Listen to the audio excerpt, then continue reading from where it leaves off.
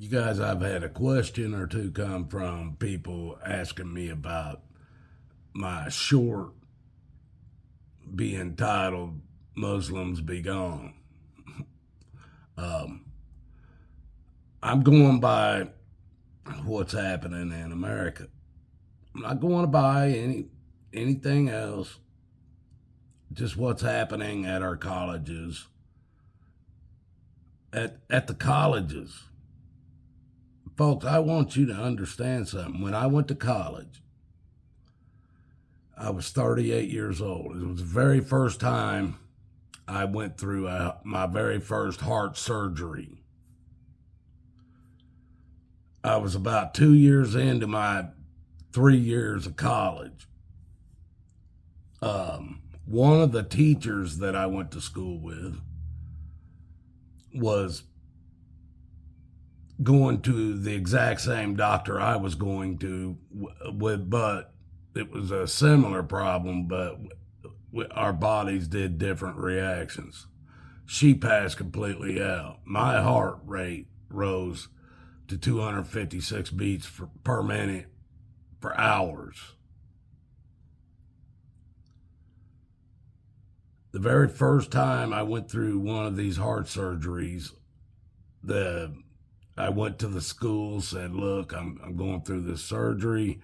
They understood. I even told them about the other teacher, and they talked to her, same doctors and everything. They understood about this. They told me, okay, I could do a lot of stuff online if I wanted to, or if I could send somebody up to pick up the information, they would give it to them and bring it to me as I was going through what I was going through, and I could do it from home or wherever. But I chose to, as quick as I could, get back into the classroom. So the school, because I was going to school at night, the college I was going to, I went, or the head of security had heard about me and what was going on. And when he found out I wanted to be in school instead of being at home doing this stuff, he came to me. I knew who he was. And he said, listen, since how you're coming at night, I've talked to the school. We're giving you permission. You can park right here where the daytime teachers park. You can park over here. You don't have to walk very far to your classes and nothing, no problem. I said, cool. So I did it. First night I did it at the college I was going to, a professor saw me pull into that parking lot. I parked and everything got out like I had permission to do through the entire school and the security. I'm walking into the building and this professor says, listen, you can't park there unless you're a teacher, a professor. I said, well, I've had some health problems, and the head of security gave me permission to park over here because I can't walk. It's closer to my classes and stuff. And he said, well, I don't care who told you you could park there. He goes, if you will leave it there, I'm going to have it towed. And I rubbed my head for a minute and I said, all right. I said, I tell you what, if I come out of my classroom, I was 38 years old, folks. I said, if I come out of my classroom and my truck ain't sitting right where I parked it, I'm not going to call the police. I'm not going to go over here and talk to security. I'm coming straight to see you. I went on to class. Head of security comes out, pulls me out of class with two other guys.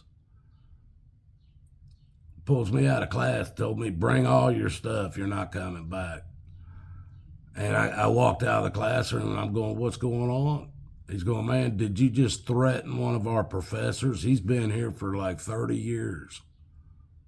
I said, I didn't threaten anybody. And he goes, what happened over there? I said, you gave me permission to park in that parking spot, didn't you? And he goes, yes. I said, that's exactly what I told this whoever that was. I said, I don't know who he was. He wasn't one of my teachers or my professors. I said, I don't know who he was.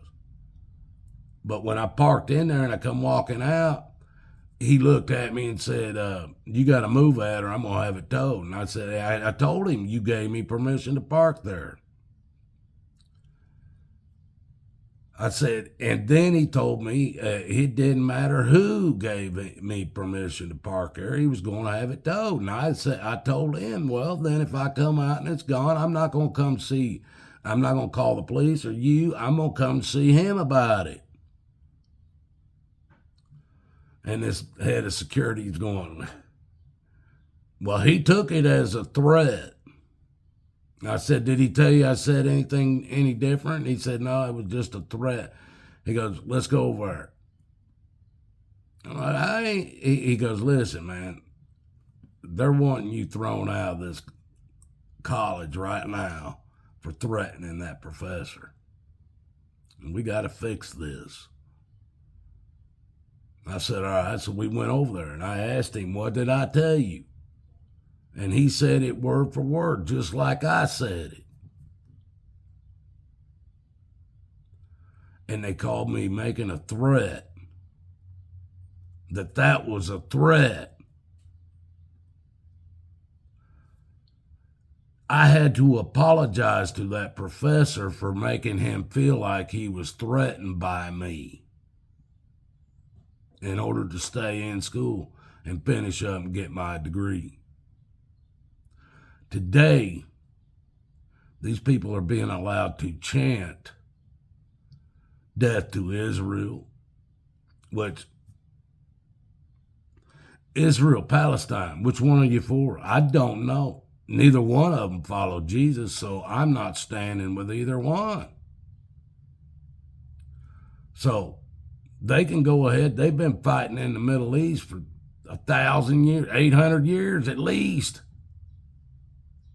And they can't settle anything. Well, I'm not getting involved in that. I don't back either doggone side at this point.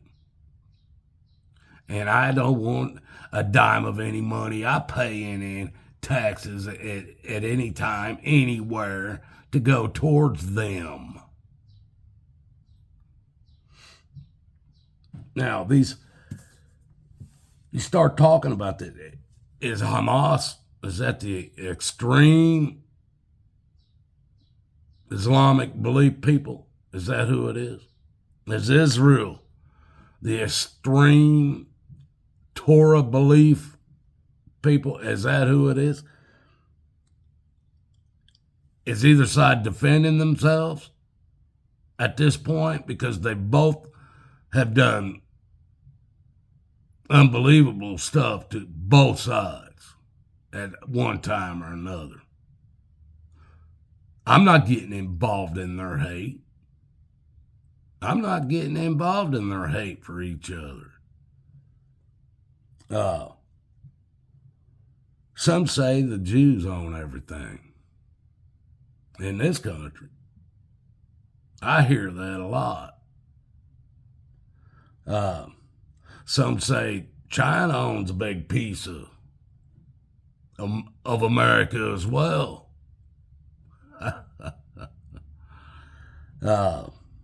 Or even of the world. China owns a big piece of the world. Jews own a big piece of the world, supposedly. Well, I assure you, with the oil production and everything's been coming out of the Middle East for a long time, they own a big piece of the world as well. Even America. They own it. They bought it. And they paid for it. Probably. Now, what does that mean? What does that mean, folks? Because as an American, being born and raised here, what do you own? Do you know what it is? Seriously. Do you know what you own for being born and raised in America? You own debt. Your currency is under debt. Everything you have bought with your currency that you've been paid for your time you haven't paid for anything because your currency is debt. Nothing is real.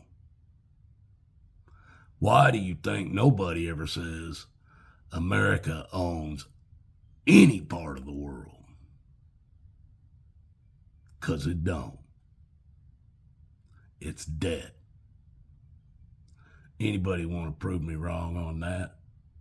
Anybody. And if you don't believe me, all I can say, watch and see, because you're going to learn real fast in the next couple years what your money's actually been worth. Nothing. Because in this world today, there are no laws. There are only people that are making stuff up in high places and the rest of us believing them and following them. Other than that, we outnumber them. We outproduce them. And the government isn't anything without having slaves. The government, let me say that again. The government isn't anything without having slaves. And if you vote, you're signing your name to the slave list. Whoever you vote for. Because they select and you elect. That's it. God loves you guys. I love you. Seek Jesus. Because with Jesus is knowledge. And if you don't have Jesus, you don't have the knowledge. And if you don't have knowledge, you don't have Jesus. Either way. It's up to you to seek him. I could tell him about you, but it's up to you to answer the door if he knocks. That's on you guys. Till next time. I love you guys. Seriously.